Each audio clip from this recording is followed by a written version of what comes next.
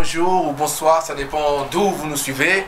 Alors aujourd'hui, RDC État d'urgence va passer un bon moment avec un ami, un frère, qui vient aujourd'hui nous parler de beaucoup de choses. C'est Monsieur Blaise Boula. Monsieur Blaise Boula que beaucoup connaissent et d'autres non. Alors qui est Monsieur Blaise Boula? Je vais donc vous parler rapidement de ce que moi je sais, parce que j'ai fait une petite enquête, ma petite enquête sur internet, et je suis tombé sur quelque chose de très intéressant sur Wikipédia, et je vais donc vous le lire. Blaise Boula. Blaise Boula, c'est intéressant parce que c'est écrit en lingala, donc c'est très surprenant de faire une recherche sur quelqu'un et de voir qu'en fait il est décrit en lingala. Blaise Boula a Botama Omokolo ya de Zominami Bale, Sandia Yaminei, 1965, moi je ne sais pas dire 1967 en lingala, na Kinshasa. Donc je traduis pour les personnes, les internautes qui nous suivent, qui ne comprennent pas. Donc ça veut dire Blaise Boula est né le 22 avril 1967 à Kinshasa. Azalaka Moko ya Bayembi ya Wenge Muzika BCBG. Il faisait partie, il était un des membres de Wenge Muzika BCBG. Rien ne dit que tout cela est concordant, mais on va voir avec l'intéressé qui va certainement rectifier ce qui doit être rectifié. Azali Yaya ya Willy de Boule. C'est le grand frère de Willy de Boule. Voilà. Donc ça c'est la description que j'ai trouvée en cherchant sur Wikipédia. Et bien sûr, on a mis un peu toute la partie musicale, tout ce qu'il a produit, parce que c'est un grand musicien. Et je voudrais que lui-même se présente et rectifie ce qui doit être rectifié. Bonjour, monsieur Blaise Boula. Bonjour, bonjour, monsieur Philippe. Donc, il y a des mises à jour. Hein. Il y a des mises à jour à faire. Voilà, à faire. Hein, ok. Parce que là... D'accord. Ok. Alors, okay. Blaise Boula, effectivement, est né le 22 avril 67. D'abord... un grand coucou d'abord à tous les internautes, à tout le monde qui nous suit en ce moment. Effectivement, Blaise Boula, comme je l'ai dit, est né le 22 avril à Kinshasa. Je suis congolais, résident en France, à Paris précisément.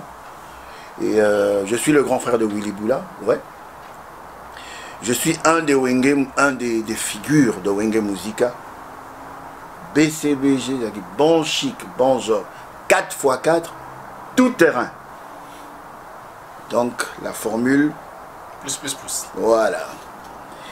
Et bon, tout ce qui est discographique, donc j'ai dans mon répertoire plein de chansons qui ont paru, éditées et parues. Bon voilà, il y a Chouchou de Londres, il y a Bachal, il y a le récent, c'est Randekita qui est sorti.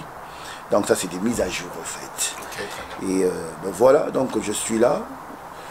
Vous avez présenté la personne et je témoigne qu'il y avait juste des mises à jour à faire. Voilà.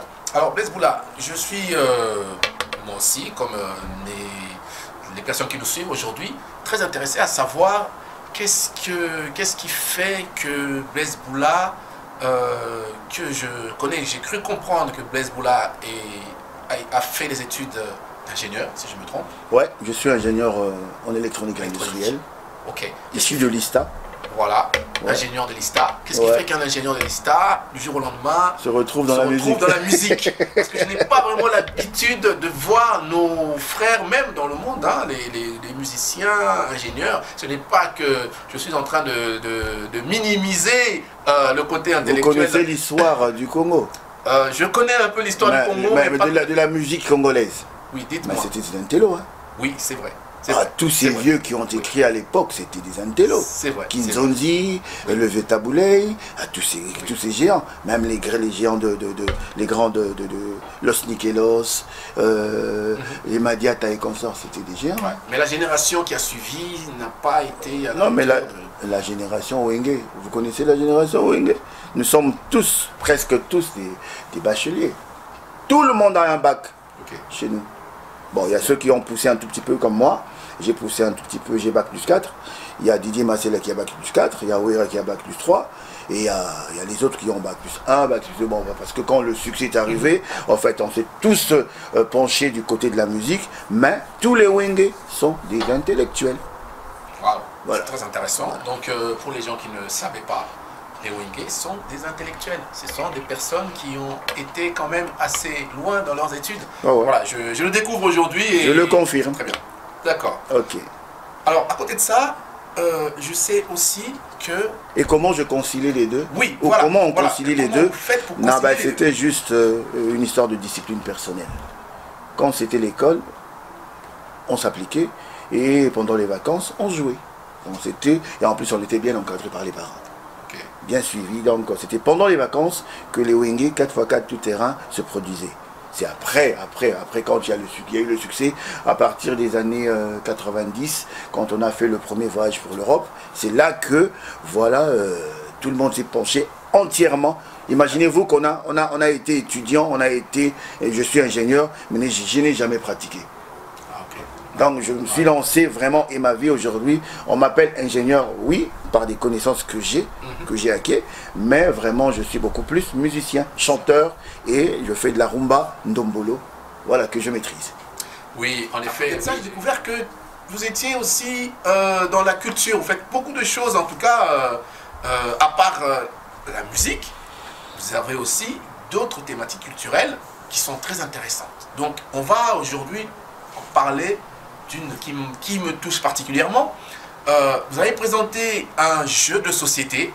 Ce jeu, mesdames et messieurs, est vraiment c'est quelque chose d'incroyable. Je sais que nous, Congolais, nous sommes capables de beaucoup de choses, mais de là à avoir un jeu bien fait, détaillé, comme je l'ai vu, parce que je l'ai testé, vous voyez certainement apparaître les images à l'écran. Et donc, je voudrais vraiment que Blaise Boula nous présente ce jeu que j'ai ici à côté de moi et nous en parle un peu plus et nous parle de son historique. Qu'est-ce qui a fait qu'un jour, lui, avec ses amis, décide la création de ce jeu de société qui s'appelle Orthographique. Orthographique. Voilà. Merci, merci, mon cher Philippe. Orthographique, c'est le premier jeu de société moderne africain, conçu, élaboré par un Congolais qui s'appelle Olivier Kayomo Mibière, que je salue même en passant. Olivier s'est enfermé pour vraiment, c'est un bon patriote. Il a fait des recherches au niveau du musée de Tervuren en Belgique, parce qu'il est naturalisé belge. Et il a fait des recherches, il a ramé pour avoir des informations à transmettre à nos enfants. Il se dit, pour nos enfants, nous leur devons des racines et des ailes. Mais en donnant quoi? En parlant de notre beau pays qu'est la RDC, la République démocratique du Congo. Mais il parle de orthographique. Ça veut dire on parle de l'Afrique entière. Mais qui connaît mieux le Congo que les Congolais? C'est ça. À tout honneur. Voilà. On a dit, on commence d'abord par notre pays où nous sommes nés, où nous sommes originaires. Voilà pourquoi on a travaillé ceci. Il est créateur, mais pour élaborer, pour vraiment développer le jeu, il avait besoin de l'apport des culturels que nous sommes.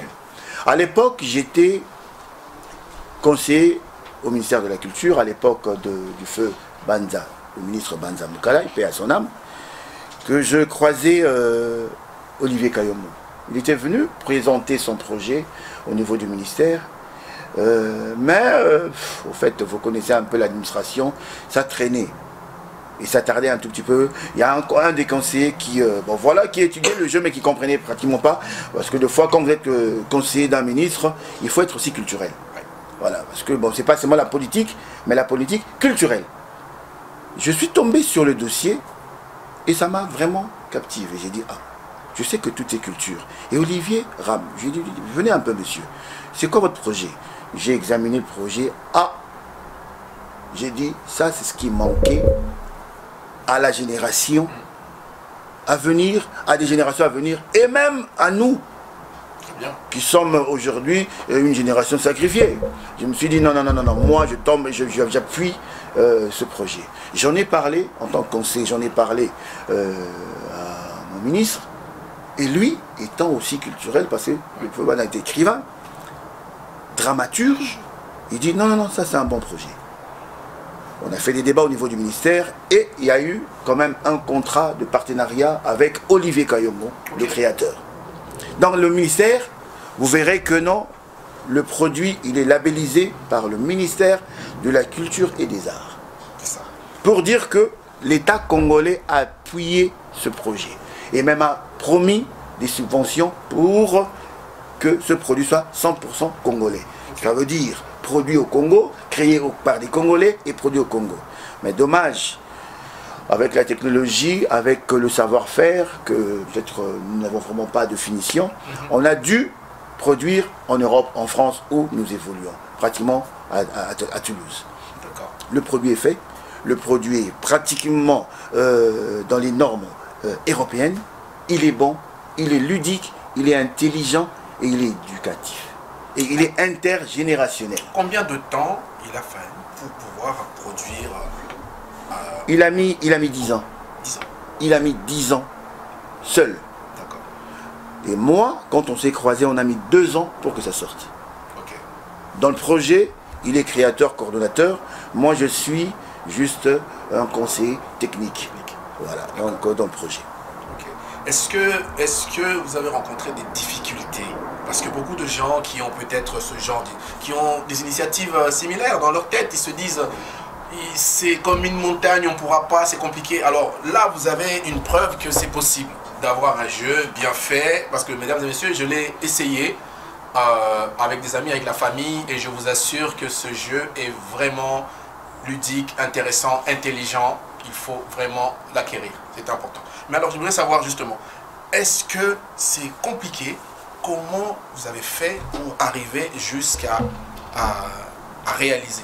Les idées, il y a plein de gens qui ont des idées, hein, mais pour en faire un produit fini, c'est là.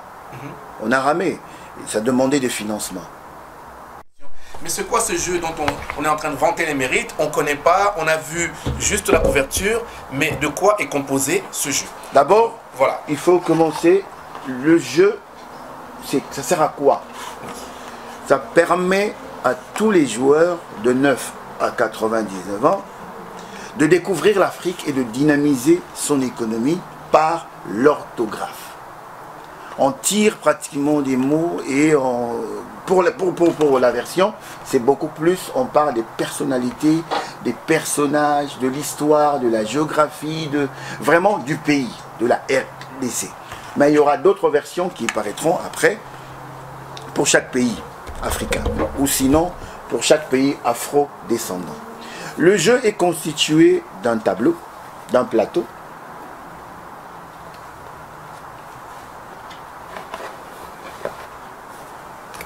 le plateau que vous voyez reflète pratiquement le pays. Il y a des réalisations ici et il y a la vision que nous portons à ce jeu. Parce que ce jeu se veut intelligent, ludique, éducatif. Alors, qu'est-ce qui est de ludique? Bon, on joue parce qu'il y a, on répond, voilà. Mais qu'est-ce qui est éducatif? On enseigne, on demande à ce que le Congolais puisse investir sur le sol. Ventre affamé n'a point d'oreille. Pour réaliser des choses, pour maintenir, pour la maintenance de tout ce qui est infrastructure, de tout ce qui est machine et consort, il faut un savoir, il faut un personnel qualifié. Au Congo, il y a des institutions qui existent. Il y a l'ISC pour les comptables, il y a l'INPP pour tous les métiers, il y a l'IBTP pour les architectes, il y a l'ISIPA pour les informaticiens, en fait, il y a l'ISTAT d'où je sors, il y a l'UPC, il y a l'UNIKIN pour les médecins, il y a l'UCC. En fait, il y a toutes les institutions académiques qui sont implantées au Congo, qui peuvent former des Congolais. Je suis issu de ces institutions. Mais aujourd'hui, les gens sont un tout petit peu découragés. Mais il existe. Donc, c'est quoi? C'est juste de mise à jour. Et j'ai toujours dit... Par contre, on n'a pas parlé des cartes. Moi, j'aimerais bien vraiment que je continue avec la présentation. Oui, donc, il y a le plateau d'abord, qui reflète le pays. Okay. Il y a le mot d'emploi, pour comprendre comment on joue. Il y a le corrigé, parce que au fait, le jeu, il y a des cartes, des vignettes. vous répondez à une des questions qui a rapport à l'histoire, la géographie, donc la connaissance de toutes les dimensions du pays, en l'occurrence la RDC, et les réponses sont là. Et il y a des rubriques, vous verrez qu'il est écrit par exemple ici, bibliographique, parce qu'il y a 7 rubriques. Oui. Il y a 7 rubriques, il y a bibliographique, donc bibliographie, démographique, photographique, c'est-à-dire quand on dit photographique, mais on dit photographique pour dire que c'est un personnage, c'est une personnalité africaine. Voilà, donc on voit là. Il y a biographique, biographie d'un personnage africain, géographie, cartographie, donc les cartes des pays africains, et mammographie, c'est des citations des écrivains ou des personnages africains. Alors vous répondez à une des questions, vous gagnez de l'argent. Et en gagnant de l'argent, vous investissez dans le pays. Soit vous êtes dans l'agriculture, soit vous achetez l'intelligence. Donc c'est l'objet de ce jeu. Et ça se joue en famille, comme par le passé, nos ancêtres jouaient ou échangeaient autour du feu. Alors, moi, la troisième partie, justement, c'est je suis sûr que les personnes qui nous suivent ont envie de savoir combien ça coûte un jeu comme ça. En fait, dans ce stade, au stade où nous sommes, comme c'est expérimental, on se dit, c'est un premier jeu africain, on est modeste, mais comme c'est une série limitée, ça se vend à 50 €. Mais on se dit, avec une large diffusion, parce que les gens vont quand même... il faut que ça parte à Kinshasa et à travers le monde. Peut-être 50 € pour ce lot, pour ce stade expérimental, c'est peut-être beaucoup ou c'est peut-être peu. À vous de nous dire combien vous aimeriez que l'on vende ce produit. On a essayé de tester, on a fait on a fait balader un peu le micro, où on a posé des questions aux amis. Ils nous répondaient à 30, 35, ça peut le faire. On s'est dit, bon, pas de problème. Pour le premier lot, on le fait à 50 €. Mais après, quand il y aura peut-être des subventions, et quand on aura peut-être des subventions de l'État d'abord, et comme on s'est organisé en association, peut-être qu'il y aura des dons. Vous qui nous regardez, peut-être que vous allez donner des dons, parce que ça, c'est du patriotisme. On donne des ailes et des racines à nos enfants. C'est la première série, série A. Il y aura plein de séries. Il y aura des critiques, il y aura des suggestions, il faudra améliorer. Alors, on a besoin des subventions parce qu'on évolue en tant qu'association. Et notre association s'appelle Culture Métissée. Nous sommes basés dans le 10e arrondissement de Paris. Il y aura pratiquement l'adresse email, il y aura pratiquement les points de contact. C'est ce qui sera affiché. C'est déjà en train de défiler. Donc voilà, donc il y a culturemétis@gmail.com et le numéro de téléphone c'est le 06 11 13 81 40. Voilà, donc c'est ça, ce sont nos points de contact. Contactez-nous et s'il y a des suggestions, vraiment, le pays ne nous appartient pas. La culture congolaise ne nous appartient pas. C'est des séries. Si vous voulez qu'on améliore, vos suggestions seront les bienvenues. En tout cas, vous venez d'entendre Blaise qui nous a parlé de ce jeu. Moi, je suis un fan déjà de cette première version. J'attends les autres versions. Je pense que je vais sauter sur l'occasion pour en avoir. 50 €, ma foi, oui, c'est vrai que c'est une coquette somme, mais pour la culture de votre pays, est-ce que ça ne vaut pas un sacrifice? On est capable de s'acheter des téléphones qui valent 800 € parfois et on trouve que c'est normal, mais quand il faut investir sur un produit aussi bien fait, sur un produit où il y a l'intelligence, repose l'intelligence de tout un pays, ou même on peut dire de tout un continent. Donc je voudrais vraiment, moi je soutiens ce jeu et j'appelle pas seulement les Congolais, les Africains, les amis de l'Afrique, les amis du Congo, de pouvoir justement se joindre à moi, à nous, pour acheter ce jeu. En l'achetant, quelque part, nous contribuons justement à l'émergence d'une nouvelle Afrique avec des enfants qui aient des connaissances de leur continent. Mais Philippe, je m'excuse. Oui. pas seulement les Congolais. Oui. Parce que c'est un produit touristique aussi. Ça. Exactement. Ceux qui aiment le Congo, ceux qui aiment le coltan congolais, ceux qui aiment le diamant congolais doivent connaître le Congo. C'est ça. Toutes les informations sont là. Donc, en tant que produit culturel, touristique, voilà, donc ce n'est pas seulement pour les Congolais. Pour toute personne qui aime le Congo, qui aime l'Afrique, peut en procurer. Exactement. Donc, voilà. Et pour le prix, j'allais rebondir sur ça, en tant qu'association, en fait, nous ne sommes pas là pour faire du bénéfice. C'est ça. Nous, le grand souci, voilà pourquoi, même à 1 euro, ça peut se vendre à 1 euro, mais on se dit, la fabrique coûte tellement cher. Évidemment. Alors, s'il y a des subventions, plus on en fabriquera, moins on paierait pour la fabrique et moins on vendrait. Exactement. Mais pour le fonctionnement d'une association, sans subvention, il y a des cotisations, il y a des ventes des produits pour faire tourner une association. Alors nous, déjà des produits, des ressources propres, des fonds propres, c'est ça. On vend ceci pour faire tourner, parce que l'objet de notre association qui s'appelle Culture Métissée, nous servons de passerelle culturelle pour la jeunesse africaine et la jeunesse afro-descendante de France et de partout par le monde, en essayant par des ateliers d'initiation à la culture africaine. Il faut connaître ses racines, il faut aimer ses racines et avoir des ailes pour naviguer dans tout l'univers.